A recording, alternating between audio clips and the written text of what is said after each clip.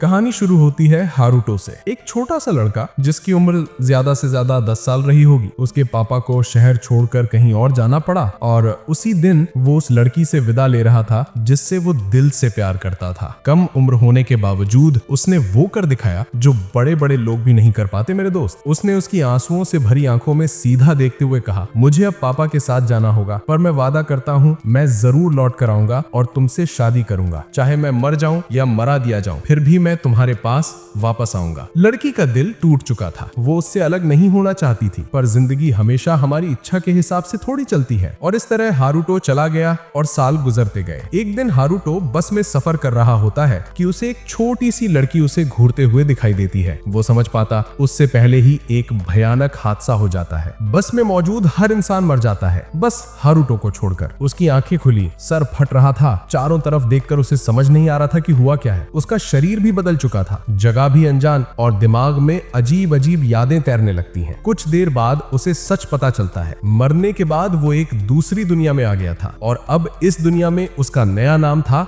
रियो। तभी कुछ मजदूर कमरे में घुसे। उनके हाथों में एक बोरी थी जिसमें खाना रखा हुआ था। वो लोग मजे से खाने लगे। भूखा रियो धीरे से पास आया तो उनमें से एक आदमी चिल्लाकर बोला, दूर हट, तेरी बदबू से खाना खराब हो रहा है। रियो मायूस होकर बाहर चला गया और जमीन पर पड़े कुछ फलों के टुकड़े उठाकर खाने लगा। लेकिन यादें उसे छोड़ ही नहीं रही थी। दो जिस्म, दो अलग अलग जिंदगियां एक ही आत्मा के अंदर टकरा रही थी। अपने आप को संभालते हुए वो बुदबुदाया, हारुतो अपने दुनिया में मर चुका है, अब मैं रियो हूँ और मुझे आगे बढ़ना है। मैं अपनी माँ का बदला कभी नहीं भूलूंगा। उसे याद था कैसे बचपन में उसकी माँ को उसके सामने ही मार दिया गया था। तभी कुछ लड़कियां वहां आईं, साफ सुथरे कपड़ों में। वो अपनी खोई हुई बहन को ढूंढ रही थी। उन्होंने रियो से पूछा कि उसने किसी लड़की को देखा है। रियो ने कहा, मुझे कुछ नहीं पता, पर लड़कियां उस पर यकीन नहीं करती और उसे गंदी गंदी बातें कहने लगती हैं। तभी एक सफेद बालों वाली लड़की आगे आती है। वो बहुत ही नर्म स्वभाव से कहती है, मेरी बहनों ने तुमसे जो कहा उसके लिए मुझे माफ करना। हम बस परेशान हैं क्योंकि हमारी बहन गायब है। मुझे तुमसे थोड़ी जानकारी चाहिए। रियो को उसका व्यवहार अच्छा लगा और वो उसे शांति से सब कुछ बता देता है। लड़की का नाम था सीलिया। वो अपनी जादुई शक्ति से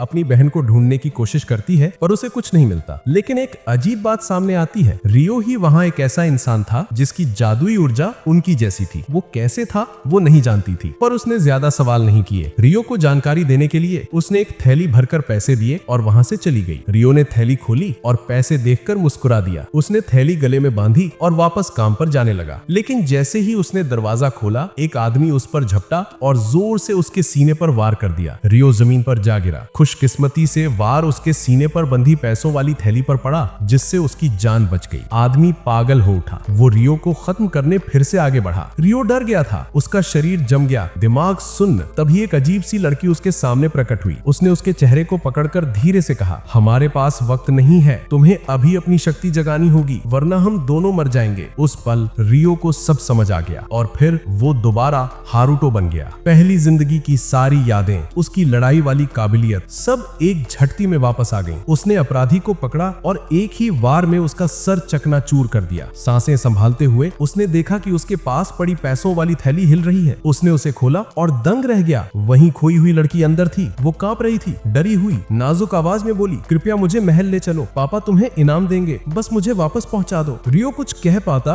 उससे पहले ही वो बेहोश होकर गिर पड़ी। रियो ने उस लड़की को अपने कंधे पर उठाया और उन लड़कियों को ढूंढने निकल पड़ा ताकि उसे सुरक्षित वापस कर सके। दूर से ही लड़कियों ने उसे देख लिया, लेकिन जैसे ही वो पास आया, उनमें से एक लड़की गुस्से से आगे बढ़ी और उसके चेहरे पर जोरदार थप्पड़ मार दिया। वो चिल्लाई, पहले तुमने झूठ बोला, कहा तुम्हें कुछ नहीं पता, और अब तुम उसे उठाकर ले जा रहे हो। तुमने ही इसे किडनैप किया है, इससे दूर हटो, इसे हाथ मत लगाना। रियो समझाने की कोशिश करता रहा, पर वो लड़की सुनने को तैयार ही नहीं थी। उसके दिमाग में तो बस यही था कि रियो ही गुनहगार है। उनकी लीडर ने तलवार निकालकर रियो की तरफ तान दी। वो बोली, पहले तुमने सब कुछ नकार दिया और अब इसे वापस लेकर आए हो। तुम हमारे साथ महल चलोगे, वहाँ तुम सब सच बताओगे। अगर तुम बेगुनाह निकले तो तुम्हें इनाम दिया जाएगा। रियो ने शांत होकर पूछा, और अगर मैं तुम्हारे साथ जाने से मना कर दूं तो? लड़की ने कहा, गलतफहमी में मत रहो, ये कोई निवेदन नहीं है, ये आदेश है। और इस तरह वो रियो को अपने साथ महल ले गई। उधर दूसरी तरफ पुलिस रियो की काम वाली जगह पर पहुंच चुकी थी। उन्होंने असली अपराधी को गिरफ्तार कर लिया। वो उससे पूछताछ करने वाले थे, तभी एक नकाबपोश आदमी वहां आया और बोला मिशन फेल हो गया है। उसने एक छोटा सा गैजेट दबाया और पलक झपकते ही अपराधी की मौत हो गई। नकाबपोश आदमी गायब हो गया और साफ था कि वो अब आगे कुछ बड़ा प्लान कर रहा था। महल में वनीसा ने प्रिंसेस फ्लोरा को उसके कमरे में ले जाकर उसकी देखभाल शुरू कर दी। वहीं रियो को जेल में डाल दिया गया पूछताछ के लिए। एक पहरेदार ने उसे जंजीरों से बांधते हुए कहा, ध्यान से सुन, या तो मान ले कि तूने ही प्रिंसेस को किडनैप किया है, वरना मैं तुझसे सब उगलवा लूंगा। लेकिन रियो बिल्कुल मासूम था। उसने साफ कहा, मैंने किसी को किडनैप नहीं किया है। गार्ड को विश्वास नहीं हुआ। उसने रियो की बेरहमी से पिटाई करनी शुरू कर दी। बार बार जवाब मांगता रहा। रियो चोटों से टूट चुका था,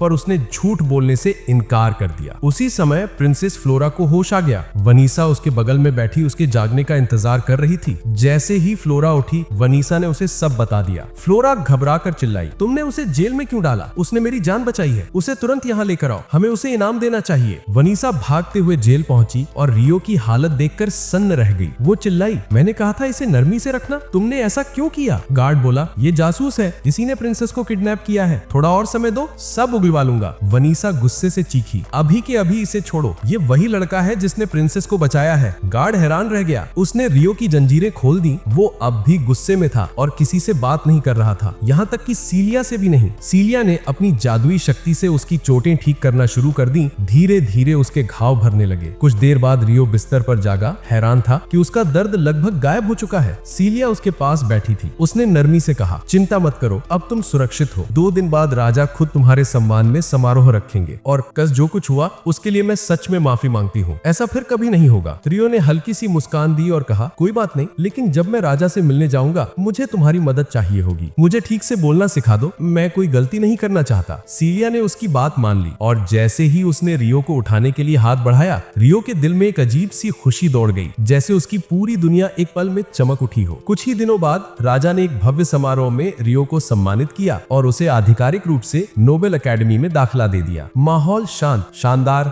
और गरिमा से भरा हुआ था। समारोह के बाद सीढ़ियों पर सीलिया ने रियो से मुलाकात की। उसने उसकी क्लास के बारे में बताया, सारे नियम समझाए और ये भी बताया कि वो खुद उसकी क्लास की शिक्षिका होंगी। क्योंकि रियो देर से जुड़ा था और परीक्षाएं लगभग शुरू होने वाली थीं, इसलिए सीलिया ने कहा, अगर तुम्हें किसी भी चीज में मदद चाहिए तो मेरे पास आ जाना, मैं तुम्हें पर्सनली पढ़ा दूंगी। रियो के चेहरे पर खुशी छलक आई। उसने तुरंत हामी भर दी। लेकिन जैसे ही वो क्लासरूम में दाखिल हुआ, उसे अजीब लगने लगा, क्योंकि वहाँ सभी छात्र बड़े बड़े अमीर और रईस परिवारों से आते थे। उन्हें समझ ही नहीं आ रहा था कि राजा ने एक गरीब लड़के रियो को उनकी एकेडमी में पढ़ने की अनुमति क्यों दी। रियो ने उनकी बातों पर कोई ध्यान नहीं दिया, चुपचाप जाकर अपनी सीट पर बैठ गया। कुछ देर बाद वो सीलिया के पास गया पढ़ाई करने और वहाँ सब कुछ अच्छे से चलता रहा। सीलिया के साथ उसकी पढ़ाई लगातार चलती रही और देखते देखते परीक्षा का समय आ गया। रियो पढ़ाई में इतना डूब गया था कि खुद को हद से ज्यादा थका रहा था। ये देखकर सीलिया परेशान हो गई। वो उसे समझाती रही, थोड़ा आराम कर लो रियो, तुम अभी नए हो यहाँ, ग्रेड्स ही सब कुछ नहीं होते। रियो ने कहा, मैं बस सीखना चाहता हूँ, बस इतना ही। और फिर परीक्षा शुरू हुई। सबने पूरी मेहनत से टेस्ट दिए। करीब 1 महीने बाद रिजल्ट लगा दिए गए। सब जमा हो गए ये देखने कि रियो कैसा कर पाया और सब दंग रह गए। रियो ने पहला स्थान हासिल किया था। एक लड़का गुस्से में फूट पड़ा, ये कैसे हो सकता है, इसने जरूर चीटिंग की है, किसी ने इसकी मदद की होगी। वो बेहुदा आरोपों पर उतर आया था। तभी प्रिंसेस क्रिस्टीना आगे आई और सख्त आवाज में बोली, अगर तुम्हारे पास चीटिंग का कोई सबूत नहीं है तो तुम्हारा ऐसा बर्ताव शर्मनाक है। वो शर्मिंदा होकर चुपचाप पीछे हट गया। अब 5 साल बीत गए। एक दिन तलवारबाजी के टीचर ने रियो की स्किल देखी और उसे 2 और स्टूडेंट्स के साथ आने वाले बड़े टूर्नामेंट के लिए चुन लिया। कई स्टूडेंट्स ने इसका विरोध किया, लेकिन टीचर ने साफ कहा, रियो लड़ेगा और यही अंतिम फैसला है। टूर्नामेंट से पहले रियो जब सीलिया के साथ खड़ा था तो उसने पूछा, ग्रेजुएशन के बाद तुम क्या करोगे? रियो थोड़ी देर चुप रहा, फिर बोला, मैं इस देश से चला जाऊंगा। मैं अपनी माँ की धरती पर जाना चाहता हूँ, जिसके बारे में वो बचपन में मुझे बताती थी। सीलिया का चेहरा उतर गया, उसका दिल टूट गया, पर उसने सामने से कुछ नहीं दिखाया। दिन बीते और टूर्नामेंट शुरू हो गया। 3 स्टूडेंट्स 3 नाइट्स को चुनौती देने वाले थे, ये दिखाने के लिए कि उन्होंने क्या सीखा। पहली बारी रियो की थी। जब रेफरी ने उसका नाम पुकारा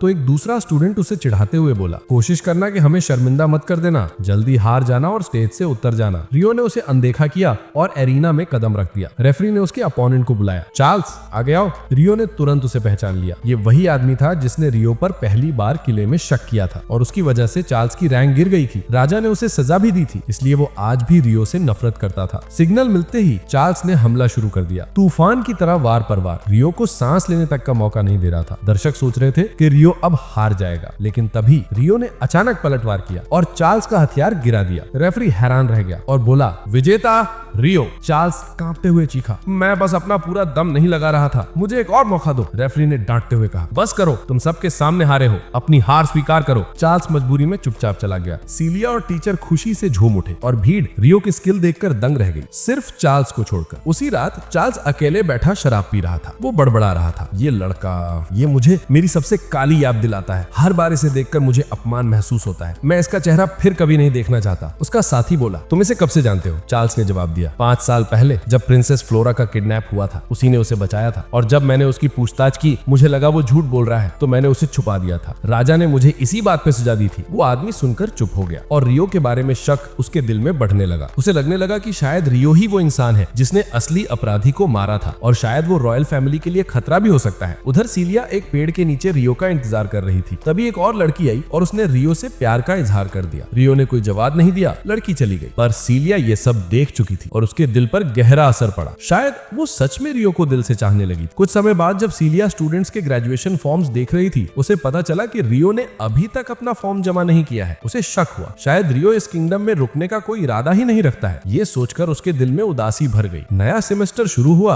और अब सीलिया मैजिक पढ़ा रही थी। बाकी सारे स्टूडेंट्स तो अपना मैजिक इस्तेमाल कर रहे थे, लेकिन रियो दिखावा कर रहा था कि उसे कुछ नहीं आता, जबकि सच में उसकी छुपी हुई मैजिकल एनर्जी बाकी सबसे कई गुना ज्यादा थी। पर किसी को इसका अंदाजा तक नहीं था। क्लास खत्म होने के बाद जब सब चले गए, रियो सीलिया के पास पहुंचा, लेकिन तभी एक स्टूडेंट आगे आया और रियो को उसके सामने चिढ़ाने लगा। वो बोला, ओए निकम्मे गंवार, लड़कियों के पीछे घूमना बंद कर दे, नहीं तो मैं आपा को बैठूंगा। तुझे क्या लगता है मुझे पता नहीं तू रोज कैसे फ्लर्ट करता है? रियो चुप रहा, पर सीलिया भड़क गई और चिल्लाई, बस वो कुछ भी ऐसा नहीं करता जैसा तुम बोल रहे हो। लड़का गुस्से से तड़पड़ा गया पर कुछ नहीं कर पाया और वहां से चला गया। अगले दिन स्टूडेंट्स को एक फील्ड मिशन दिया गया, जंगल की खोज करना और उसके आखिरी छोर तक पहुंचना। एक सीनियर स्टूडेंट स्टील ने सबको इलाके के बारे में बताया, कहां जाना है, क्या करना है, सब कुछ बिल्कुल ठीक लग रहा था। तभी एक नया नक्शा सामने आया। कहा जाता है कि ये स्टुअर्ट परिवार का पुराना नक्शा है, वही परिवार जिससे वो घमंडी लड़का आता था। उसने दावा किया कि इस नक्शे में एक शॉर्टकट है जो उन्हें जंगल के अंत तक बहुत जल्दी पहुंचा देगा। और सबने उसी की बात मानी और स्टील को लीडर मानकर आगे बढ़ते गए। थोड़ी दूर जाने पर उन्हें कुछ कमजोर से मॉन्स्टर्स मिले जिन्हें उन्होंने चुटकियों में खत्म कर दिया। फिर वो आगे बढ़े, लेकिन अचानक वो एक बंद रास्ते पर पहुंच गए। सब हैरान थे। किसी ने पूछा, स्टील रास्ता कहाँ है? वो लड़का सच में हैरान दिख रहा था। उसे समझ ही नहीं आ रहा था कि रास्ता गायब कैसे हो गया। अचानक पीछे से खतरनाक मॉन्स्टर्स का झुंड हमला कर देता है। पूरी टीम फंस जाती है। एक मॉन्स्टर ने भाले से उस घमंडी लड़के की टांग पर वार किया। वो दर्द से चीखते हुए गिर पड़ा और गिरते गिरते प्रिंसेस फ्लोरा से टकरा गया, जिससे फ्लोरा एकदम क्लिफ के किनारे लुढ़कने लगी। उसी पल रियो ने अपने सारे सामान फेंक दिए और अपनी ताकत का इस्तेमाल करके फ्लोरा को ऊपर खींच लिया, लेकिन खुद नीचे गिर गया। गिरने से उसे चोट तो नहीं आई, लेकिन अब उसे समझ नहीं आ रहा था कि वापस जाके सबका कैसे सामना करेगा और वो जो हुआ उसे वो कैसे समझाएगा। उधर ऊपर बाकी स्टूडेंट्स ने मिलकर उस मॉन्स्टर को मार दिया। उस घमंडी लड़के की टांग का इलाज भी कर दिया गया। जब उससे पूछा गया, क्या तुमने फ्लोरा को धक्का दिया था? तुमने उसे लगभग मार ही दिया था। उसने सब कुछ झूठ बोलकर नकार दिया। उसने कहा, रियो वो नौकर, वो तो मॉन्स्टर से डर गया था, उसी ने मुझे धक्का दिया था, जिससे मैं फ्लोरा पर गिर गया और गिल्ट में रियो खुद ही कूद गया सजा झेलने के लिए। कितना घिनौना! झूठ बोलने की हिम्मत भी कर ली उसने। और अफसोस की बात, सबने उसकी बातों पर यकीन कर लिया, सिर्फ फ्लोरा को छोड़कर। वो सच जानती थी और वो किसी भी तरह रियो को ढूंढना चाहती थी। उधर उसी समय कोई आदमी परछाई में छुपकर पूरे घटनाक्रम को देख रहा था। वो रियो पर शक करके उसे जाल में फंसाने का प्लान कर रहा था, ताकि वो उसकी असली ताकत को जांच सके और ये पक्का कर सके कि वो वही इंसान है जिसने कई साल पहले उस अपराधी को मारा था। जंगल में बाकी स्टूडेंट्स आराम से चल रहे थे, लेकिन रियो छुपकर थोड़ी दूरी पर चल रहा था। वो उस घमंडी लड़के की झूठी बातें सुन रहा था और सोच रहा था कि अब वो शहर वापस नहीं जाएगा। उसे डर था कि कहीं उसकी वजह से और मुसीबत न हो जाए। वैसे भी वो उसे वहां कभी अच्छा नहीं लगता था। बहुत पहले से वो ये सोच रहा था कि एक दिन ये जगह छोड़ ही देगा। तभी अचानक एक बहुत बड़ा और अजीब सा मॉन्स्टर स्टूडेंट्स के सामने आ खड़ा हुआ। सबने मिलकर मैजिक से हमला करने की कोशिश की, लेकिन कोई असर नहीं हुआ। वो मॉन्स्टर बहुत ही ताकतवर था। उसने कई स्टूडेंट्स को पटक कर घायल कर दिया और हंसते हुए उनकी तरफ ऐसे बढ़ने लगा जैसे वो उनके लिए सिर्फ शिकार हो। सबको समझ में आ गया कि वो जीत नहीं सकते, इसलिए सब डरकर भाग गए, सिवाय फ्लोरा के। फ्लोरा ने रास्ते में घायल पड़े स्टूडेंट्स को देखा और उन्हें बचाने के लिए वहीं रुक गई। मॉन्स्टर ने उसे देख लिया और धीरे धीरे उसकी तरफ बढ़ने लगा। फ्लोरा डर के मारे कांप रही थी और जान बचाने के लिए चिल्लाई, हेल्प, कोई है, बचाओ। लेकिन रियो जैसा लेजेंड आसपास हो और ऐसी घटना हो जाए, ये कैसे हो सकता है? अगले ही पल रियो अचानक वहां प्रकट हुआ और एक ही वार में मॉन्स्टर का हाथ उड़ा दिया। वो चिल्लाया, फ्लोरा यहाँ से अभी भागो। फिर उसने अपनी स्पिरिचुअल एनर्जी एक्टिवेट कर ली और मॉन्स्टर से भयंकर लड़ाई शुरू कर दी। फ्लोरा स्टन्ड होकर रियो को देख रही थी। उसके अंदर की असली ताकत देखकर वो दंग रह गई थी। रियो ने जबरदस्त स्किल दिखाते हुए मॉन्स्टर को पछाड़ दिया। फिर उसने अपनी एनर्जी तलवार में भरी और एक ही क्लीन स्ट्राइक में मॉन्स्टर का सिर उसके धड़ से अलग कर दिया। रियो ने पूरी तरह अकेले उस दानव को मार गिराया। थोड़ी देर बाद बाकी स्टूडेंट्स वहां पहुंच गए, लेकिन रियो ने तुरंत अपनी ताकत से खुद को गायब कर लिया ताकि कोई उसे पहचान न पाए। बस एक इंसान था जो परछाई में छुपा पूरी लड़ाई देख चुका था। अब उसे रियो की असली पहचान पर पक्का यकीन हो चुका था और उसके मन में कुछ बहुत काले इरादे थे। दिन के आखिर में जब सारे स्टूडेंट्स वापस महल पहुंच चुके थे, सीलिया कुछ सामान लेकर राजा के पास जा रही थी। जैसे ही उसने दरवाजे पर दस्तक देने के लिए हाथ उठाया, अंदर से रियो का नाम सुनाई दिया। वो रुक गई। उसने ध्यान से कान लगाया, फिर धीरे से दरवाजे के पास जाकर सुनने लगी। अंदर वो घमंडी लड़के का बाप राजा से कह रहा था कि आज जो भी हुआ है वो मेरे बेटे की गलती है। मैं इसके लिए माफी मांगता हूँ, लेकिन मैं उसे कोई सजा नहीं दिलवा सकता, इसलिए हमें पूरा दोष रियो पर डालना चाहिए। ये सुनकर राजा कुछ पल तक सोच में पड़ गया। फिर उसने गहरी सांस ली और कहा, जब तक एक आम लड़के पर इल्जाम डाला जाए कोई फर्क नहीं पड़ता। रॉयल फैमिली और स्टुअर्ट फैमिली को कमजोर नहीं दिखना चाहिए। राजा ने कहा, जो करना है करो, और उसके चेहरे पर एक घिनौनी मुस्कान थी, जैसे उसे पहले से पता हो कि वो क्या करने वाला है। सीलिया ये सब सुनकर डर गई। उसका दिल रियो के लिए घबराने लगा और वो सीधा लाइब्रेरी की तरफ भागी। कुछ देर बाद रियो भेस बदलकर लाइब्रेरी आए ताकि जाने से पहले आखिरी बार गुड बाय बोल सके। सीलिया उसे देखते ही उसकी तरफ भागी और उसे कसकर पकड़ लिया। उसके शरीर को चेक किया कि कहीं वो घायल तो नहीं है। जब उसे यकीन हो गया कि रियो ठीक है, तब उसने उसे बैठाया। रियो ने सारी बातें डिटेल में बताई। सच्चाई सुनकर सीलिया का गुस्सा फट पड़ा, पर वो करे भी तो क्या। रियो ने कहा, मैं अब इस शहर में नहीं रुक सकता, मुझे तुरंत निकलना होगा, और क्योंकि तुम मेरी जिंदगी की सबसे प्यारी इंसान हो, इसलिए मैं तुमसे मिलने आया था, गुड बाय बोलने। सीलिया ये सुनकर उदास हो गई। वो बोली, अपना ख्याल रखना, मैं तुम्हारे लेटर्स का इंतजार करूंगी, बस मुझे ज्यादा इंतजार मत करवाना। रियो बोला, ठीक है, पर मैं लेटर्स एक नया नाम लिखकर भेजूंगा, हरुतब, ताकि कोई शक न करे। Good bye सीलिया। सीलिया फिर से दौड़कर उससे लिपट गई। मैं तुम्हारा इंतजार करूंगी, उसने धीरे से कहा। रियो चला गया और सीलिया की आंखों में आंसू आ गए। वो खुद को रोक नहीं पा रही थी। वो उनके बिताए हर पल को याद कर रही थी और अकेली बैठकर रोने लगी। रियो जंगल के रास्ते नागुमो सिटी की तरफ निकल पड़ा। रास्ते में वो आर्सलिन सिटी पहुंचा और थोड़ा आराम करने और खाना खाने लगा। वहां उसने वांटेड पोस्टर्स देखे और राहत की सांस ली। उसका नाम लिस्ट में नहीं था। वो एक रेस्टोरेंट में गया, लेकिन उसे महसूस हुआ कि कोई उसे देख रहा है। उसने मुड़कर देखा, कोई नहीं था। वो आगे ही बढ़ रहा था कि पीछे से किसी ने चिल्लाया, रामेन। रियो चौंक गया। रामेन यहाँ? उसे भरोसा ही नहीं हो रहा था। वो बैठा,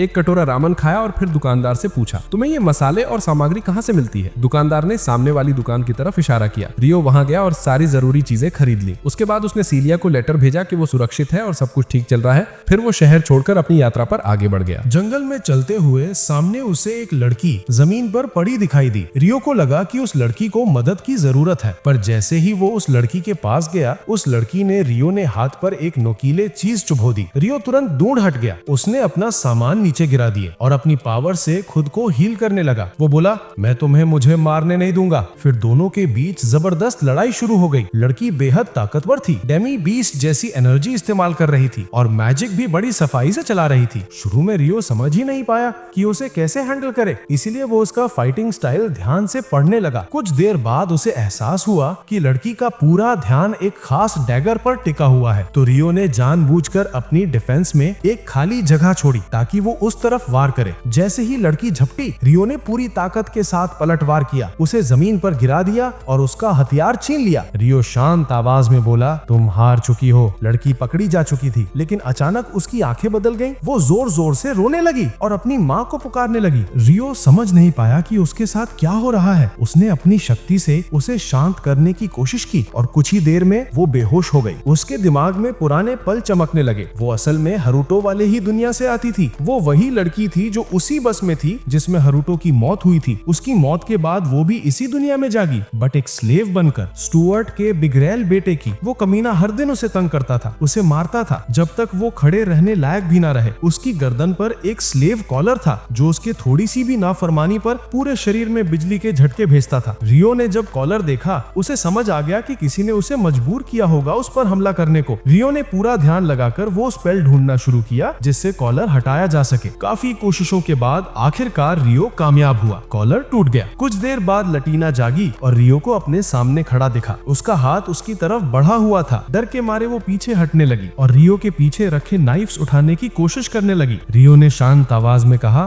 ट्राई मत करो, इसका कोई फायदा नहीं। मुझे पता है तुमने मजबूरी में हमला किया, पर अब टेंशन मत लो, तुम आजाद हो। रियो ने उसे सब सच बताने को कहा और जब उसे यकीन हो गया कि रियो उसे नुकसान नहीं पहुंचाएगा। उसकी आंखों से आंसू बहने लगे। वो टूट कर रो पड़ी और सारी बातें बता दी। स्टुअर्ट ने उसे हुक्म दिया था कि जैसे ही रियो शहर से बाहर निकले उसे मार दे, सबूत तक न बचे। इसीलिए रियो का नाम वांटेड लिस्ट में नहीं था। रियो को सब समझ आ गया, ये सब उसी घमंडी लड़के की हरकतें थीं। रियो ने कहा, ठीक है, तुम अब आजाद हो, मैंने तुम्हारी जंजीरें तोड़ दी हैं। अगर तुम अपने बीस्ट के लोगों के पास लौटना चाहती हो तो उधर 2 दिन चलो, वो तुम्हें मिल जाएंगे। कभी वापस स्टुअर्ट के पास मत जाना। रियो अपना बैग उठाकर जाने लगा, लेकिन लटीना उसके पीछे पीछे चलने लगी। रियो मुड़ा और बोला, मेरे पीछे क्यों आ रही हो? लटीना बोली, मैं तुम्हारे साथ चलना चाहती हूँ, मुझे अकेला चलना बिल्कुल पसंद नहीं, प्लीज मुझे मत छोड़ो। रियो गुस्से में बोला, तुम एक्सपेक्ट क्या करती हो? तुमने मुझे मारने की कोशिश की थी, क्या तुम्हें लगता है कि मैं इतनी आसानी से माफ कर दूंगा? सपना देख रही हो। लटीना डर के मारे कांपने लगी। फिर धीरे से अपनी जेब से टूटा हुआ स्लेव कॉलर निकाला और रोते हुए बोली, मुझे अपने साथ ले चलो, चाहो तो मुझे अपनी स्लेव बना लो, बस मुझे अकेला मत छोड़ो। रियो उसके शब्दों से पिघल गया। उसने पूछा, तुम्हारा नाम? वो बोली, लटीना। रियो मुस्कुराया, ठीक है लटीना, आज से तुम मेरे साथ यात्रा करोगी, चलो। लटीना इतनी खुश हो गई कि वो रोते रोते मुस्कुरा उठी। रास्ते में दोनों खाना खाने के लिए रुके। ये उसकी जिंदगी में पहली बार था जब उसने अच्छा खाना खाया था। वो खुशी के मारे रोते हुए खा रही थी। रियो हंसकर बोला, आराम से खाओ, कोई तुम्हारा खाना छीनने वाला नहीं है, इतनी जल्दी क्यों खा रही हो? पहले तो उसने सुना ही नहीं, बस खाती ही जा रही थी। फिर उसने रियो की बात समझी और बोली, ये पहली बार है जब किसी ने मेरे साथ अच्छा बर्ताव किया है, मैं बस बहुत खुश हूँ। रियो ने कहा, अब से तुम हर दिन अच्छा खाना खाओगी और कोई तुम्हें हाथ तक नहीं लगाएगा। उधर दूर सीलिया हरूटो का लेटर पढ़ रही थी और उसके चेहरे पर सुकून और खुशी दोनों थी। वो उसे बहुत याद कर रही थी और मन ही मन उसके लिए शुभकामनाएं कर रही थी। उस रात रियो और लटीना ने जंगल में कैंप लगाया। रियो ने एक कटोरा रामेन निकाला और उसे स्पगेटी की तरह तैयार करने लगा। उसकी हैरानी की बात यह थी कि लटीना ने उसे तुरंत पहचान लिया और अपने पुराने दुनिया वाले नाम से पुकारा। रियो चौंक गया, तुम्हें इसका नाम कैसे पता? मैं इसे पहले खाया करती थी। हालांकि उसने ये नहीं बताया कि कहाँ खाया था, लेकिन रियो को शक होने लगा कि शायद लटीना भी उसी दुनिया से आई है, पर वो अभी पक्का नहीं था। उस रात जब वो सोई तो उसे डरावने सपने आए, जापान की झलकियां और वो हादसा जिसने उसकी जान ले ली। तभी रियो को पूरा यकीन हो गया कि वो भी उसी दुनिया से है जहाँ से वो आया है। उसे उसके लिए गहरा दुख महसूस हुआ और उसके दिल में लटीना के लिए लगाव और बढ़ गया। सुबह होते ही वे अपनी यात्रा पर निकल पड़े। दोनों के बीच का बंधन और मजबूत हो गया। लटीना ने रियो को एक बड़े भाई की तरह मानना शुरू कर दिया, एक ऐसा रक्षक जो हर खतरे से उसकी रक्षा करेगा। वो रियो के साथ सच में खुश थी। आखिरकार वो दोनों एक घने जंगल में पहुंच गए। वहीं रियो की नजर एक अजीब से पेड़ पर पड़ी जिसे लटीना देख ही नहीं पाई। उसे कुछ गड़बड़ लगी तो वो पेड़ के पास गया और बोला, चलो आज यहीं रुक जाते हैं, सुबह आगे बढ़ेंगे। लटीना टेंट में जाके सो गई। थोड़ी देर बाद रियो भी अंदर आया, लेकिन तभी उसे बाहर कुछ आवाज सुनाई। वो बाहर निकला और दंग रह गया। सामने एक भेड़िया उसे घूर रहा था। अगले ही पल भेड़िए से तेज रोशनी निकली और 4 बीस्ट किन लड़कियां उसके आसपास आ खड़ी हो। रियो पूरी तरह से घबरा गया। वो समझ ही नहीं पाया कि ये लोग उससे चाहते क्या है। उसने बचाव करने की कोशिश की, बात करने की कोशिश की, लेकिन वो सब उस पर लगातार हमला करती रही। फिर उनमें से एक लड़की उससे पूछताछ करने आगे आई और दूसरी टेंट में चली गई। वहां उसे लटीना मिली। उसे देखते ही उसने मान लिया कि रियो ने उसे किडनैप किया है। गुस्से में उन सब ने रियो की बुरी तरह पिटाई कर, इतना कि वो बेहोश हो गया। अंधेरा छाते ही रियो के सपने में फिर वही रहस्यमयी लड़की दिखाई। वो बोली, कैसे हो हारुतो? काफी समय हो गया, माफ करना मैं अभी तुम्हारी मदद नहीं कर सकती, पर इतना जरूर करूंगी कि तुम्हें एक अच्छा सपना। और वो गायब हो। रियो की आंख खुली तो उसने खुद को बिस्तर पर बंधा हुआ पाया। वही लड़कियां अंदर आईं, उनके साथ गांव की बुजुर्ग प्रीस्टेस भी थी। लेकिन उससे पहले कि वो कुछ कह पाती, लटीना भागती हुई अंदर आई, सीधा रियो से लिपट गई। वो उसे सही सलामत देखकर रो पड़ी। वो काफी ज्यादा डर गई। वो बोली, मुझे माफ करना, मैं तुम्हारी मदद नहीं कर पाई। ये तुम्हारे साथ किसने किया? ये देखते ही उन लड़कियों को अपनी गलती समझ में आ गई। उन्होंने माफी मांगी और रियो को खोल दिया। बुजुर्ग प्रीस्टेस ने कहा, कल हम औपचारिक तौर पर माफी मांगेंगे, अभी तुम आराम करो। रियो ने सिर हिला दिया। अभी भी समझ नहीं पा रहा था कि ये सब क्या था। अगली सुबह रियो ने उससे उस अजीब पेड़ के बारे में पूछा और क्यों सिर्फ वही उसे देख पा रहा था। वो बोली, ये स्पिरिट्स की वजह से होता है। जिनके पास स्पिरिट्स की शक्ति होती है वो उस पेड़ को देख सकते हैं। क्या तुम स्पिरिट्स का इस्तेमाल करते हो रियो? रियो बोला, कुछ ऐसा ही। वो उसे गांव के पवित्र रूम में ले गई जहाँ 2 और बुजुर्ग बैठे थे। उन्होंने बहुत सम्मान से रियो से बात की और सबसे पहले उसकी पिटाई के लिए लिए माफी मांगी। फिर बोले, तुमने हमारी एक संतान की जान बचाई, इसलिए तुम इनाम के हकदार हो। रियो ने कहा, लटीना को अपने पास रख लो, वो मुझसे बहुत जुड़ गई है, मगर मेरा सफर खतरनाक है, मैं शायद उसे हमेशा सुरक्षित ना रख पाऊं। बुजुर्ग प्रीस्टेस मुस्कुराई और बोली, हम तो पहले से ही उसे यहीं रखने वाले थे, कोई दूसरा इनाम चुनो रियो। रियो बोला, अगर यहाँ कोई है जो मुझे स्पिरिट्स की कला सिखा सके तो मेरे लिए वही काफी है। सबने हामी भर दी। तभी एक औरत अंदर आई, उसे देखते ही सब खड़े हो गए। उसका नाम डोरिस था, वही सेक्रेड ट्री की स्पिरिट। गांव वाले उसकी बहुत इज्जत करते थे। डोरिस ने रियो के पास जाकर उसके सिर पर हाथ रखा और बोली, अजीब, तुम्हारे अंदर एक इंसानी रूह सो रही है। रियो हैरान रह गया, क्या मतलब, मेरे अंदर दूसरी सोल है? डोरिस बोली, हाँ, तुम्हारे अंदर एक ऐसी शक्ति है जो किसी और के पास नहीं है। तुम्हारे अंदर एक सोई हुई ह्यूमन सोल मौजूद है, अगर वो जाग गई तो तुम्हें बहुत बड़ा सहारा देगी और तुम्हारी ताकत कई गुना बढ़ जाएगी। रियो को डोरिस की बातों का पूरा मतलब समझ तो नहीं आया, लेकिन उसने हल्का सा सिर हिलाया और बोला, ठीक है। दिन बीतते गए और रियो ने गांव में अपनी कड़ी ट्रेनिंग शुरू कर दी। वो अपनी स्पिरिचुअल एनर्जी को मजबूत बनाने की कोशिश कर रहा था। जंगल में मौजूद हर किसी की गाइडेंस में वो नई नई स्किल सीख रहा था। उधर लटीना अब 3 डेमी ह्यूमन लड़कियों के साथ साफ सुथरे घर में रहती थी। उसकी आंखों में पहली बार सच्ची खुशी दिखाई दे रही। इसी बीच एक अपराधी एक छोटे लड़के के साथ गुफा की तरफ जाता हुआ देखा गया। गुफा के सामने आकर उसने लड़के से कहा, यहीं रुको, मैं अंदर एक काम करके तुरंत वापस आता हूँ। कुछ ही मिनटों में वो बाहर आया। उसके हाथ में एक ड्रैगन एग था। लड़का घबरा गया और पूछ बैठा, आपने इसे क्यों लिया? वो आदमी बोला, ये तेरी चिंता की बात नहीं है, मैं इस पर कुछ एक्सपेरिमेंट्स करूंगा, बस इसे उठाए रखना, शहर तक साथ लेके जाना है। लड़का मान तो गया, लेकिन उसकी बेचैनी साफ दिख रही। वो डरते हुए बोला, अगर ड्रैगन्स आ गए तो? हमने उनका अंडा क्यों उठाया? वो आदमी शैतानी हंसी हंसा, आराम कर, हम काफी दूर आ चुके हैं। लेकिन जैसे ही उसने पीछे देखा, उसकी हंसी गायब हो गई। गुस्से से भरे दर्जनों ड्रैगन्स सीधे उसी दिशा में उड़ रहे थे। उसी वक्त रियो और लटीना को गांव के ऑफिशियल मेंबर के रूप में स्वीकार कर लिया गया था। डोरिस ने खुद उन्हें बिलोंगिंग का सील दिया था। उनके सम्मान में बड़ी धूमधाम से जश्न मनाया जा रहा था। लटीना अब पूरी तरह वहां घुल मिल गई थी और अपनी नई जिंदगी को दिल से पसंद करने लगी। ये सब देखकर रियो ने तय कर लिया कि अब वो उसे अपने जाने का फैसला बता देगा। दूसरी तरफ अपराधी और उसका साथी जंगल के पास एक जगह पर रुके। आदमी बोला, आज रात यहीं रुकते हैं, ये गोली खा लो, मैं आसपास का इलाका देख कर आता हूँ। लड़के ने गोली तो ले ली, मगर उसके चेहरे पर डर साफ दिख रहा था। आदमी ने मैजिक का इस्तेमाल किया और आसमान की तरफ उड़ गया, सीधे ड्रैगन्स के नेस्ट की तरफ। वो बड़बड़ाया, अब असली प्लान शुरू होता है। उधर रियो लटीना को लेकर जंगल के अंदर चला गया। वो उससे अकेले में बात करना चाहता था, अपना फैसला बताना चाहता था। लटीना मुस्कुराती हुई उसके साथ चल रही। वो बोली, चलो वापस चलते हैं, जश्न अभी भी चल रहा होगा, हम यहाँ क्यों आ रहे हैं? रियो ने कहा, मुझे तुमसे एक जरूरी बात करनी है। पहले एक सवाल, क्या तुम्हें गांव की जिंदगी पसंद आई? वो खुशी से बोली, मुझे यहाँ सब कुछ बहुत अच्छा लगता है, सब लोग अच्छे हैं, मेरे दोस्त हैं, यहाँ की जिंदगी शांत और प्यारी है। रियो मुस्कुराया, ये सुनकर अच्छा लगा, लेकिन अब मुझे तुम्हें एक बात बतानी है। मैं गांव से निकलने वाला हूँ अकेले, मेरा सफर खतरनाक है और मैं नहीं चाहता कि तुम्हें कुछ हो। लटीना वहीं रुक गई। उसकी आंखों में उदासी उतर आई। धीरे से बोली, नहीं, मैं तुम्हें जाने नहीं दूंगी, मैं तुम्हारे साथ चलना चाहती हूँ। रियो समझाने की कोशिश कर रहा था कि उसका सफर मुश्किल है, लेकिन लटीना का दिल टूट चुका था। वो बिना कोई जवाब दिए चुपचाप वापस चल दी। इसी बीच शहर में अलार्म बजने लगे। ड्रैगन शहर की तरफ बढ़ रहे थे। गार्ड्स तुरंत अलर्ट कर दिए गए। उधर ड्रैगन्स की गैर मौजूदगी का फायदा उठाकर वो अपराधी उनके नेस्ट में घुस गया और एक एक करके उसने सारे एग्स चुरा लिए। जाहिर सी बात थी कि उसके इरादे बेहद खतरनाक। कुछ गेमी ह्यूमंस ने उस छोटे लड़के को देखा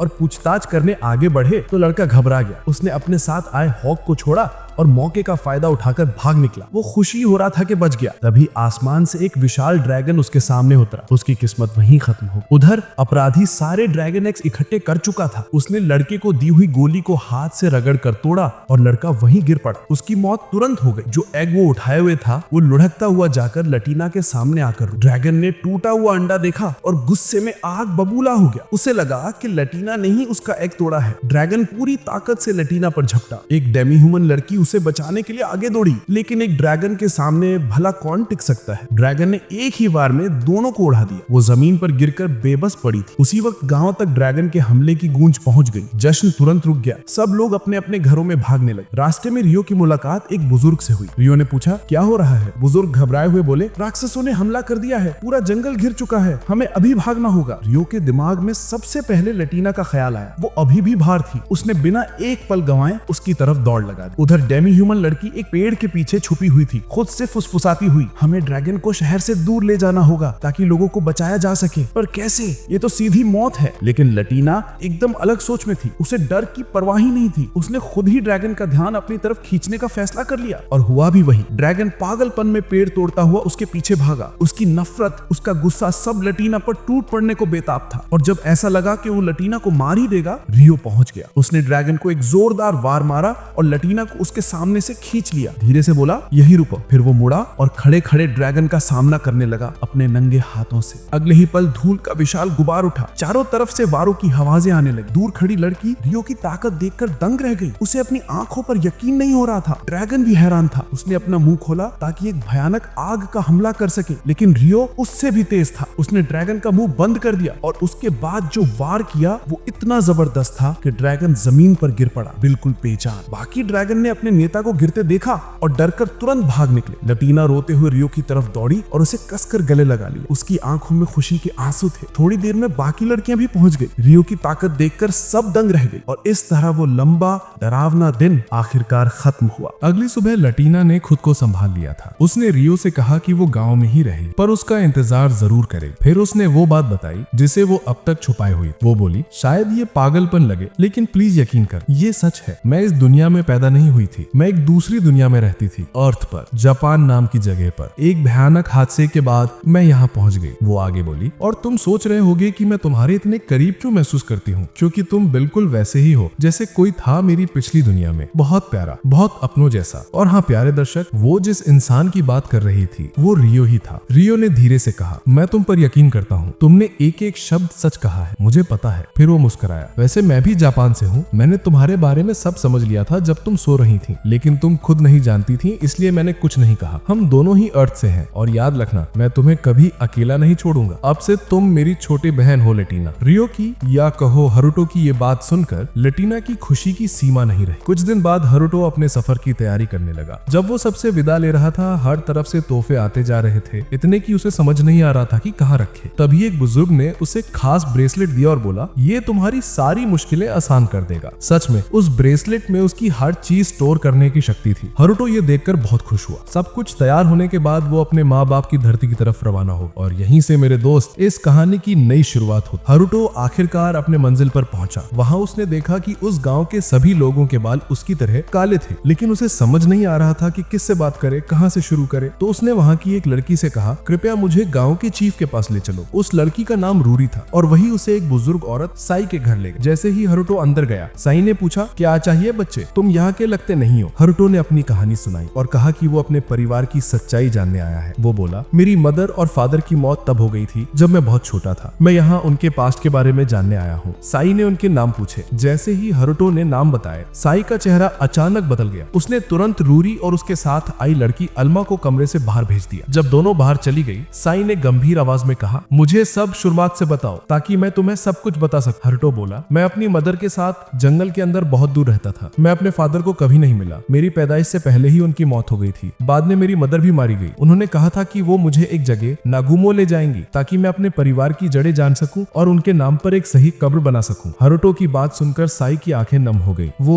हल्का मुस्कुराई और बोली, चिंता मत करो, मैं उन्हें अच्छी तरह जानती थी। वे दोनों मेरे बहुत करीब थे। हरुटो हैरान होकर बोला, आप उन्हें कैसे जानती थी? साई ने धीरे से कहा, क्योंकि तुम्हारे फादर मेरे बेटे थे बच्चे और तुम मेरे ग्रैंडसन हो। हरुटो, ये सुनकर हरुटो हैरान रह गया। साई ने कहा कि उन्होंने उस समय दोनों की नकली कब्रें बनवा दी थी ताकि लोग समझें कि वे मर चुके हैं और उनका पीछा करना छोड़ दें, क्योंकि उन्होंने एक बड़ा अपराध किया था और पूरा गांव उनके पीछे पड़ा था। वो हरुटो को उन कब्रों के पास ले गई। साई के चेहरे पर गहरी उदासी थी। उसने कहा, बाकी कहानी बताने का अधिकार सिर्फ एक व्यक्ति को है, मैं नहीं। इसके बाद वो वापस घर चली गई और हरुटो कब्रों के सामने बैठकर अपने माता पिता के लिए प्रार्थना करता रहा। रात में वो घर लौटा, कपड़े बदले और सो गया। अगली सुबह माहौल हल्का फुल्का था। हरुटो खाना बना रहा था और मजाक कर रहा था। कुछ देर बाद उसकी मुलाकात शिन नाम के लड़के से हुई। दोनों तुरंत अच्छे दोस्त बन गए और साथ में शिकार पर निकल पड़े। हरुटो बेहद कुशल था। उसके सामने जो भी आया वो पकड़ लेता। शिन मुश्किल से ही कुछ पकड़ पाया। शाम को हरुटो के कपड़े गंदे थे तो उसने अपनी पावर से एक बाथ बनाया। नहा के बाहर निकला तो रूरी और अल्मा ने उसे देखा और दंग रह गई। उन्होंने पूछा, तुम इतने साफ कैसे हो गए? अंदर क्या किया? हरुटो ने बात का मतलब समझाया। दोनों खुशी खुशी अंदर भागी और उसे आजमाने लगी। अगले दिन हरुटो और साई बात कर रहे थे कि अचानक बाथरूम की तरफ से शोर सुनाई दिया। वहाँ एक आदमी जॉन और शिन में बहस हो रही थी। जॉन चिल्ला रहा था, बाथरूम के पास क्या कर रहा है? मेरी बहन को पटाने आया है क्या? निकल जा यहाँ से हरामी। जॉन लड़कियों को परेशान कर रहा था। शिन गुस्से में उसे मारने बढ़ा, लेकिन जॉन ने आसानी से उसका हाथ पकड़ लिया और उसका गला दबाने लगा। तभी साई ने कठोर आवाज में कहा, बस हो गया जॉन, अगर तुम पड़ोसी गांव के चीफ के बेटे ना होते तो मैं तुम्हें अभी के अभी कैद कर देती। जॉन ने घमंड में कहा, अरे मेरा कार्ड टूट गया था इसलिए यहाँ रात गुजारने आया था। यही है तुम्हारा मेहमान नवाजी का तरीका? वो ताना मारते हुए वहां से चला गया। पास से गुजरते समय उसने हरुटो को पैर अड़का के गिराने की कोशिश भी की। पर क्या सच में तुम्हें लगता है हरुटो गिर जाता? नहीं, उल्टा जॉन ही लड़खड़ा कर गिर गया और उसकी बुरी तरह बेइज्जती हो गई। थोड़ी देर बाद टैक्स ऑफिसर गांव पहुंचा और उसने भी यही रात बिताने का फैसला किया। हरुटो ट्रेनिंग कर रहा था और रूरी और अल्मा उसकी ताकत दूर से उसे देखकर हैरान थी। उन्होंने पूछा, तुम रोज ऐसे ट्रेनिंग क्यों करते हो? आखिर ये सब किस लिए करते हो? हरुटो को अपना पुराना प्यार याद आ गया, वो लड़की जिससे उसने कभी वादा किया था, चाहे मैं मर भी जाऊं मैं तुम्हारी रक्षा हमेशा करूंगा। हरुटो बोला, बात लंबी है पर सुनो, जब मैं छोटा था मुझे एक लड़की से बहुत प्यार था। उसे सुरक्षित रखने के लिए स्ट्रॉन्ग बनने का मैंने उससे वादा किया था। वो अब कहाँ है, जिंदा भी है या नहीं, मुझे कुछ नहीं पता, पर मैंने ट्रेनिंग कभी नहीं छोड़ी क्योंकि मुझे लगता है हमारा वादा अब भी जिंदा है। चाहे हम कितनी भी दूर हों, एक दिन हम जरूर मिलेंगे। ये सुनकर दोनों लड़कियां अंदर तक इमोशनल हो गईं और उनके मन में हारुको के लिए रिस्पेक्ट और बढ़ गई। रात को आल्मा को जॉन से डर लगने लगा तो वो रूरी के कमरे में जाकर सो गई। जब हारुतो को पता चला तो उसने उन्हें एक मैजिकल स्टोन दिया और कहा, इसे अपने कमरे में रख लेना, कुछ भी हुआ तो मुझे तुरंत पता चल जाएगा और मैं तुम्हारी रक्षा करने आ जाऊंगा। उन्होंने पत्थर कमरे में रख दिया। उधर रात के अंधेरे में जॉन और उसके साथी दोनों लड़कियों के कमरे में घुसने की प्लानिंग कर रहे थे। जब सब लोग सो चुके थे, जॉन धीरे धीरे उनके कमरे की तरफ बढ़ा। रूरी की आंख खुली और उसने देखा कि जॉन उसके बिल्कुल सामने खड़ा है। उसके मुंह पर हाथ रखकर जॉन फुसफुसाया, आवाज मत करना। तभी आल्मा भी उठ गई। जॉन ने धमकाया, अगर एक शब्द भी निकला ना तो पहले इसे मारूंगा, फिर तुम्हारी बारी होगी। पर क्या जॉन सच में ये सब कर सकता था जबकि हारुतो जिंदा है? उसी पल हारुतो वहां तूफान की तरह घुसा। उसने जॉन के सारे आदमियों को पल भर में मारकर ढेर कर दिया। जैसे ही हारुतो की नजर रूरी और आल्मा पर पड़ी, उसे अपनी माँ की मौत का दृश्य याद आ गया। वो दहाड़ा, ये क्या कर रहे हो तुम? जॉन ने लड़ने की कोशिश की पर हारुतो ने पीछे घूमकर उसका गला पकड़ लिया और गुर्राया। मैंने पूछा, ये क्या कर रहे हो? जॉन की फटकर हाथ में आ चुकी थी। हारुतो ने गुस्से में उस पर लगातार मुक्के बरसाए, एक के बाद एक उसके सिर पर, बिना रुके बिना सोचे। उसका गुस्सा किसी को भी डरा देता। रूरी और आल्मा भी उसकी ताकत देखकर हैरान रह गई। जॉन लगभग मरने ही वाला था कि तभी टैक्स ऑफिसर दौड़कर आया और उसने हारुतो का हाथ पकड़ लिया। उसने कहा, अगर तुमने एक मुक्का और मारा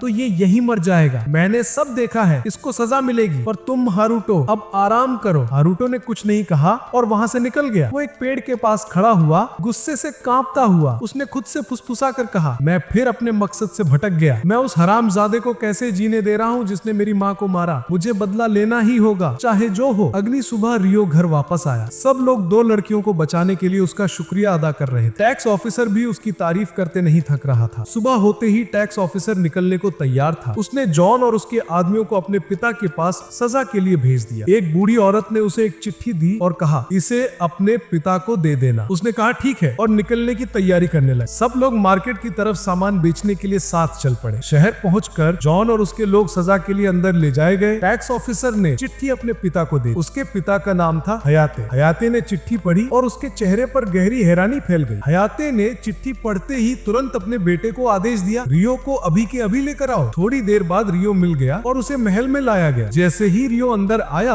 और उनके सामने बैठा, हयाते उसे हैरानी से देखते ही रह गए। उसने कहा, मुझे अपनी आंखों पर यकीन नहीं हो रहा। रियो, तुम बिल्कुल उसी की तरह लगे हो। रियो चौंक गया, किसकी तरह? आप किस बारे में बात कर रहे हैं? हयाते ने गहरी सांस ली और शुरू से कहानी सुनानी शुरू कर दी। तुम्हारी माँ रॉयल फैमिली की थी, मैं उसका सेवक था और उसकी सुरक्षा की जिम्मेदारी भी मेरी ही थी। एक दिन जब मैं सिपाहियों को ट्रेन कर रहा था, तभी एक अजीब सा आदमी आया। वो बहुत ताकतवर था, इतनी शक्ति कि उसने बैटलफील्ड पर अकेले ही दुश्मनों को खत्म कर दिया। हमारी सारी जीतें उसी की वजह से थी। मैंने उसकी ताकत मापने के लिए उसे 1-on-1 बैटल का चैलेंज दे दिया, पर उसने मुझे 2 सेकंड में हरा दिया। उसी दिन से मैंने फैसला किया कि वही राजकुमारी का रक्षक बनेगा। तुम्हारी माँ रियो। धीरे धीरे दोनों करीब आने लगे और एक दिन राजकुमारी उस पर दिल हार बैठी। लेकिन एक रॉयल मीटिंग के दौरान एम्परर का बेटा राजकुमारी को देख बैठा और उसकी खूबसूरती पर फिदा हो गया। रात में उसने अपने आदमी को भेजा राजकुमारी को उठा कर लाने के लिए, पर तुम्हारे पिता ने उसे रोक लिया और एक ही वार में मार डाला। ये खबर सुनकर एम्परर का बेटा पागल हो गया। उसने धमकी दी, मुझे प्रिंसेस से शादी करनी है, नहीं तो देश में युद्ध छेड़ दूंगा। कोई रास्ता चाहता नहीं था, इसलिए किंग ने तुम्हारे माँ बाप को गांव से दूर भाग जाने में मदद की ताकि वो इन खूनी शिकारियों की नजर से बच सके। वो दोनों भारी दिल से वहाँ से निकल गए। रियो पूरी कहानी सुन रहा था, उसकी आंखें गम और गुस्से से जलने लगी। हयाते ने आके कहा, अब मैं चाहता हूँ कि तुम राजा और रानी से मिलो। मैंने उन्हें तुम्हारे बारे में सब बता दिया है और अभी उनकी सबसे बड़ी इच्छा है तुम्हें देखना। रियो, क्या तुम मेरे साथ चलोगे? रियो ने बिना सोचे कहा, हाँ मैं चलूंगा। दोनों पैलेस के अंदर पहुंचे। राजा और रानी वहीं बैठे थे और जैसे ही रियो को देखा उनकी आंखों में आंसू आ गए। वो यकीन ही नहीं कर पा रहे थे कि उनका पोता उनके सामने खड़ा है। रियो ने झुककर नमस्ते किया और वो उनसे प्यार से बात करने लगे। फिर दादा ने रियो से कहा, हमें अपनी पूरी कहानी सुनाओ शुरू से, ताकि हम समझ सकें कि तुमने क्या क्या सहा है। रियो ने धीमे से बोलना शुरू किया, जब मैं छोटा था मैं अपनी माँ के साथ खुशी से रहता था। हम गरीब थे पर हर दिन अच्छा गुजरता। फिर एक दिन मेरे पिता का पुराना दोस्त लूसियस हमारे घर आया। उसने आते ही मुझे पैर से ठोकर मारी और कोई अजीब सी दवाई पीने लगा। माँ दौड़कर आई और पूछा, क्या कर रहे हो? उसने रोकने की कोशिश की लेकिन लूसियस ने उस पर हमला कर दिया और मेरी आंखों के सामने मेरी माँ को मार डाला। मैं जम गया था, हिल भी नहीं पाया। मुझे तो ये भी समझ नहीं आया कि उसने ऐसा क्यों किया, पर मैं कसम खाता हूँ जिस दिन वो मुझे दोबारा मिलेगा मैं उसे नहीं छोड़ूंगा। अपनी माँ का बदला लेकर ही दम लूंगा। किंग और क्वीन ये सब सुनकर टूट गए। उन्होंने पूछा, रियो, क्या तुम अब भी इसी रास्ते पर चलना चाहते हो? क्या तुमने कभी इसे छोड़ने के बारे में सोचा है? रियो ने दृढ़ आवाज में कहा, हाँ, इस रास्ते में अंधेरा है, दर्द से भरा है, पर यही मेरा रास्ता है। जब तक उस कुत्ते को नहीं मार दूंगा जिसने मेरी माँ का खून किया, मैं चैन से नहीं बैठूंगा। दादा ने उसकी हिम्मत देखकर कहा, शानदार, पर तुम्हारी ताकत को सच में परखना है, इसलिए मैं चाहता हूँ कि तुम हयाते के साथ एक लड़ाई करो। उसे आज तक सिर्फ तुम्हारे पिता ने हराया है। अब मैं देखना चाहता हूँ कि क्या तुम सच में बदला लेने का हक रखते हो या नहीं। रियो ने कहा, मैं स्वीकार करता हूँ। सब ट्रेनिंग अरीना की तरफ बढ़े। हयाते ने अपनी बाहें ऊपर की और पूरी ताकत से रियो पर हमला कर दिया। वो सोच रहा था कि रियो एक कमजोर सा लड़का है, पर उसे क्या पता था कि रियो उसे बच्चों की तरह हरा देगा। देखने वाले सभी लोग हैरान रह गए। लेजेंडरी हयाते रियो के सामने टिक ही नहीं पा रहा था। हयाते पीछे हट गया। वो अपनी अल्टीमेट टेक्निक इस्तेमाल करने की तैयारी करने लगा। हयाते को लगा था कि उसका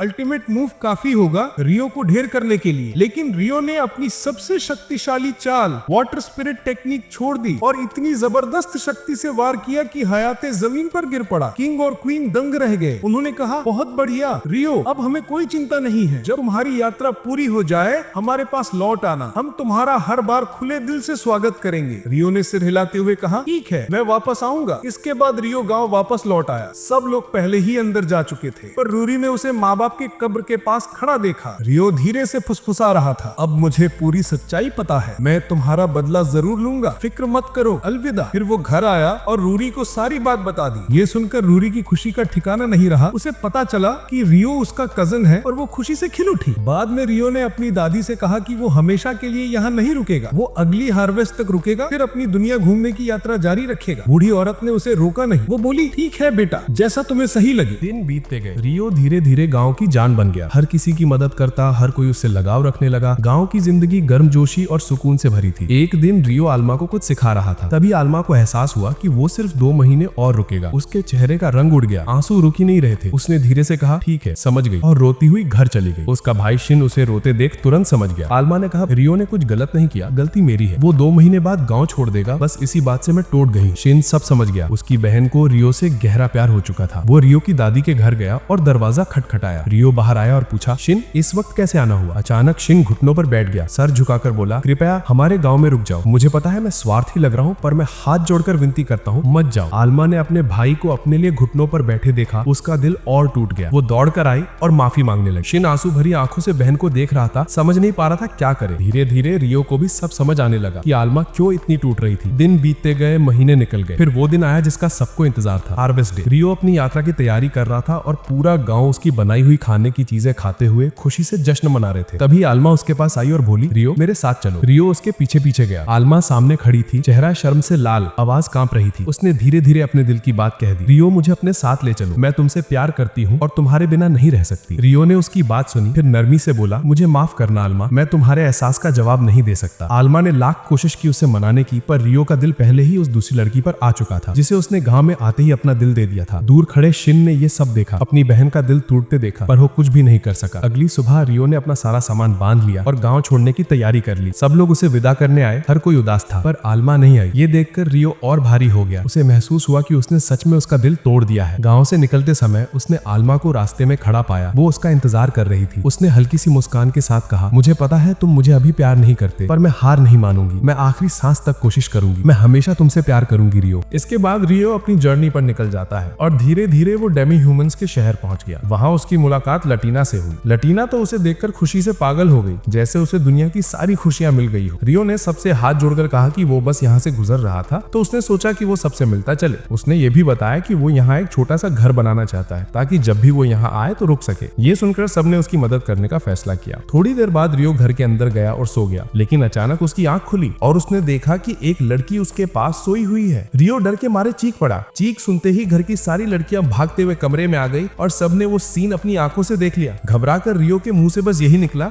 मैं कुछ नहीं जानता, प्लीज गलत मत समझना। सब लड़कियां एकदम हैरान थी, उनके समझ में कुछ नहीं आ रहा था कि ये हो क्या रहा है। तभी वो लड़की खुद बोल पड़ी, हाँ वो वही स्पिरिट थी जिससे रियो ने बचपन में कॉन्ट्रैक्ट किया था, जिसने एक बार उसकी जान भी बचाई थी, पर अब उसको कुछ भी याद नहीं था। उसकी मेमोरी बिल्कुल जा चुकी थी। रियो ने उसे एक नाम दिया, लीटिया, और बोला चलो मेरे साथ चलो, हम डोरिस के पास जाएंगे, शायद वहीं से पता चले तुम क्या हो। फिर रियो और लीटिया विलेज एल्डर्स के पास गए, सब लोगों से मिले। थोड़ी देर बाद डोरिस वहां आई और उसकी एनर्जी चेक करने लगी। उसने उससे काफी सारे सवाल किए, पर लीटिया को कुछ याद नहीं था। वो बस चुपचाप बैठी रही। फिर डोरिस ने पूछा कौन कौन सी एलिमेंट्स यूज कर सकती हो। लीटिया ने सीधे कॉन्फिडेंस में जवाब दिया, सब। डोरिस हिल गई, सब मतलब सारे? तुम मजाक कर रही हो क्या? पर लीटिया ने फिर कहा, हाँ सब। ये सुनकर डोरिस ने रियो को कहा कि चलो उसकी पावर्स टेस्ट करते हैं। दोनों बाहर आए और टेस्ट स्टार्ट हुआ। पहले रियो ने क्लोज कॉम्बैट ट्राई किया, पर लीटिया भी उसके हर मूव का जवाब देती चली गई। वो लड़ तो रही थी, लेकिन लग रहा था उसे डर है कि कहीं रियो को चोट ना लग जाए। फिर उसने सारे एलिमेंट्स यूज करना शुरू किया और तब सबको समझ आ गया कि वो मजाक नहीं कर रही थी। वो सच में हर एलिमेंट कंट्रोल कर सकती थी, वो भी जबरदस्त स्पिरिचुअल पावर के साथ। एक पल के लिए तो वो आंखों से गायब तक हो गई। इससे पहले की लड़ाई की वजह से कुछ नुकसान होता, डोरिस ने बीच में आकर फाइट रोक दी। उसके बाद डोरिस ने सबको स्पिरिट्स के बारे में डिटेल में समझाया और सब लोग वहां थोड़ी देर रुककर एक दूसरे की एबिलिटी समझते रहे। दिन गुजरते गए, महीने बीत गए। फिर रियो ने डिसाइड किया कि अब उसे आगे बढ़ना चाहिए। गांव वाले ने उसे कुछ गिफ्ट्स दिए, एक हेयर पिन जो उसका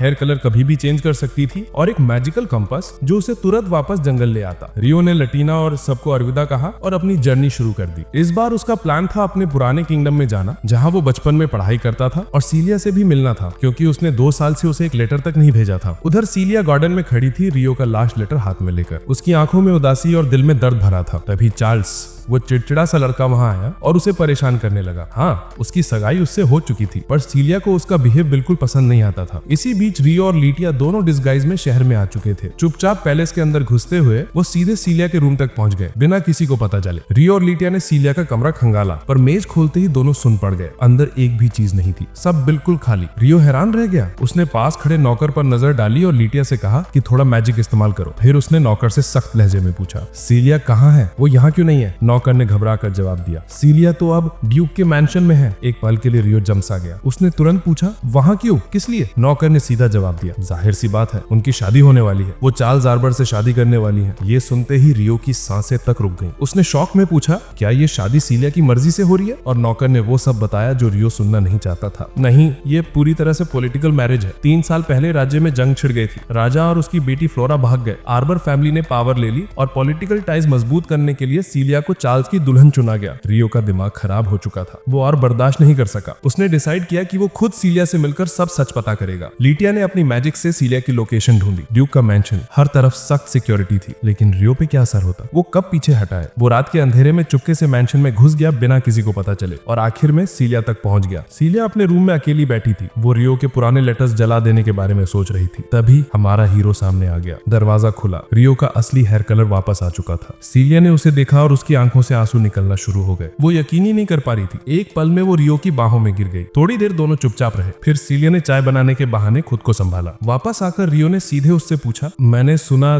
तुम कल शादी कर रही हो। मैं तुम्हें परेशान नहीं करना चाहता और ना ही मैं उस आदमी को नीचा दिखाना रहूं, पर सीलिया, चार्ल्स तुम्हारे लायक नहीं है, तुम जानती हो ना? सीलिया आंसुओं को रोककर बोली, हाँ कल शादी है, मुझे पता है तुम्हारी उसके साथ पुरानी यादें ठीक नहीं है, लेकिन रियो मैं बड़ी हो गई हूँ, शादी की उम्र हो चुकी है और मुझे शादी करनी पड़ेगी। रियो ने पूछा, तुम श्योर हो? सच में तुम उस आदमी के साथ जीना चाहती हो? सीलिया रुक गई और फिर फूट फूट कर रो पड़ी। उसने डर और दर्द में पूछा, और अगर मैं मना कर दूं तो क्या तुम मुझे ले जाओगे? क्या तुम मुझसे शादी करोगे? क्या तुम मुझे यहाँ से लेकर और भाग जाओगे? एक पल बाद वो खुद ही कहने लगी, नहीं भूल जाओ जो मैंने बोला, तुम जाओ, पकड़े गए तो मुश्किल हो जाएगी। रियो को समझ नहीं आ रहा था वो ऐसा बिहेव क्यों कर रही है। उसने काफी पूछा पर सीलिया सिर्फ एक ही बार बात कह रही थी, लीव। और रियो चला गया, सिर्फ उलझन और दर्द लेकर। वहां बाहर रियो आयशा के साथ खड़ा था। उसके चेहरे पर गुस्से, दर्द और बेचैनी का साफ असर दिखाई दे रहा था। वो किसी भी कीमत पर सच पता करना चाहता था। अगली सुबह शादी का दिन आ गया। सीलिया शादी के लिए तैयार हो रही थी। उसकी आंखों में दर्द साफ दिख रहा था। उधर चार्ल्स एक बदनाम क्रिमिनल के साथ खड़ा था। दोनों मिलकर एक सीक्रेट अलायंस बना चुके थे ताकि रॉयल फैमिली को गिराकर राज्य पर कब्जा कर सके। वही क्रिमिनल एक स्पिरिचुअल प्रेजेंस फील कर रहा था, पर समझ नहीं पा रहा था वो कहां से आ रही है। जब सीलिया तैयार होकर बाहर निकली, चार्ल्स ने उसका स्वागत अपनी 6 वाइव्स से कराया। हाँ, सही सुना तुमने। वो घटिया आदमी पहले से 6 वाइव्स रखा था और सीलिया को 7वीं बनाना चाहता था। चार्ल्स उन सबको छोड़कर खुद बारी अकड़ में वहां से निकल गया। तभी उन वाइव्स ने सीलिया की तरफ गंदा सा तेवर लेकर कहा, तुम राजा की बेटी हो इसलिए थोड़ा इज्जत मिल रही है, पर चार्ल्स से शादी के बाद तुम हम सब से नीचे होगी। अपनी औकात समझ लो, वरना अगला सबक ज्यादा दर्दनाक देंगे। सीलिया कुछ नहीं बोल पाई। उसका दिल दर्द में डूब रहा था। आयशा सब कुछ दूर से देख रही थी और जब उसने पूरा मामला समझा तो वो भागते भागते रियो के पास पहुंची और उसे सब बता दी। थोड़ी देर बाद सीलिया को शादी की कैरेज में बिठाया गया। वो चार्ल्स के साइड में बैठी थी और शादी का पूरा जुलूस आगे बढ़ने लगा। दूर खड़ा रियो सब कुछ देख रहा था। उसने सीलिया की आंखों में वो गहरा दर्द देखा और उसके अंदर का गुस्सा, उसका दर्द एक साथ फूट पड़ा। सोचो मेरे दोस्त, सीलिया इतनी अच्छी लड़की जिंदगी भर इस नरक में फंसी रहे? कभी नहीं। जैसे ही सीलिया कैरेज से उतरी और चार्ल्स का हाथ पकड़ने को आगे बढ़ी, बीस्ट जाग गया। रियो आ चुका था। वो फौजियों के बीच से तूफान की तरह निकला। घोड़े, तलवार, ढाल, किसी का कोई असर नहीं हुआ। एक एक कर सबको पीछे उठा फेंका